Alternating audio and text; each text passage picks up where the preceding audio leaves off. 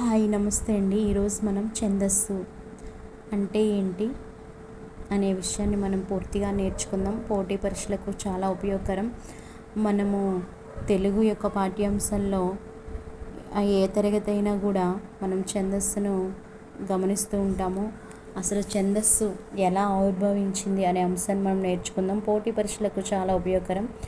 వినండి, నేర్చుకోండి. నాతో పాటు మీరు, మీతో పాటు నేను నేర్చుకుందాం. వేదాలు 4: ఋగ్వేదం, యజుర్వేదం, సామవేదం, అథర్వణ వేదం. వేదాంగాలు 6: శిక్ష, వ్యాకరణం, ఛందస్సు, జ్యోతిష్యం, నిరుక్తం, కల్పకం. ఛందస్సు వేదాంగాల్లో 3వది.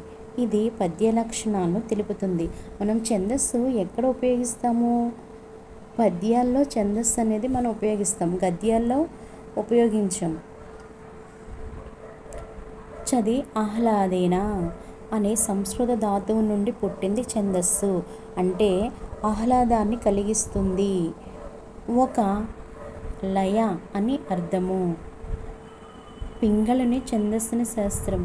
ఛందస్సుకు పరమ ప్రామాణికమైన ప్రథమ గ్రంథం ఏంటది? పింగళుని ఛందస్సు శాస్త్రం. గాయత్రి దేవత పేరును ఛందస్సు ఆవిర్భవించిందని, సంస్కృతం నుంచి భారతీయ భాషలోకి వచ్చిందని చెప్తారు. అనుష్ఠం ఛందస్సు వాల్మీకి మహర్షి రామాయణంలో మొదట ఉపయోగించిన ఛందస్సు.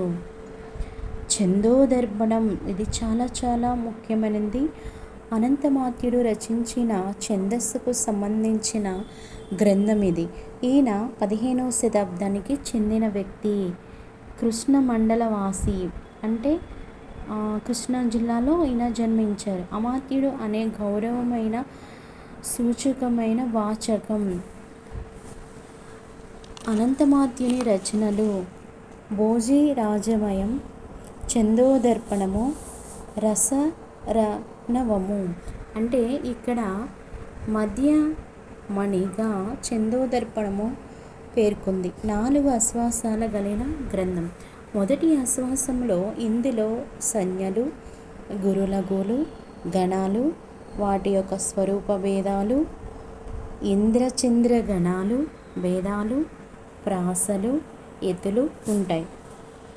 రెండో ఆశ్వాసంలో వృత్తాలు, వృత్తభేదాలు, గద్య లక్షణాలు, ఛందస్సు పేర్లు, ఛందో వృత్త సంఖ్య మొదలైనవి ఉంటాయి. మూడవ ఆశ్వాసంలో జాతులు, ఉపజాతులు, వీటి యొక్క లక్షణాలు ఇందులో వివరించబడతాయి. చతుర్థాశ్వాసము అంటే దీంట్లో షడ్వర్గము తప్ప మిగిలినవన్నీ ఛందస్సుకు సంబంధించినవి కావు.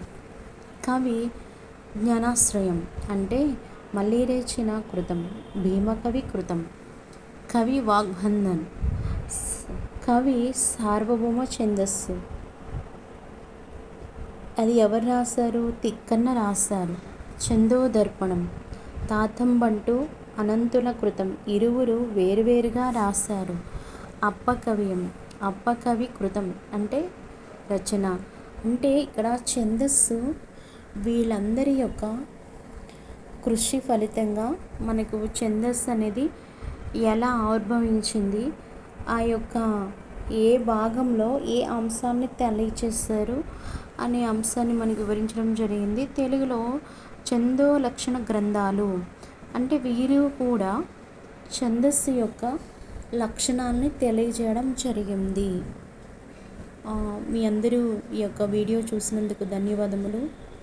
లైక్ చేయండి, షేర్ చేయండి, సబ్స్క్రైబ్.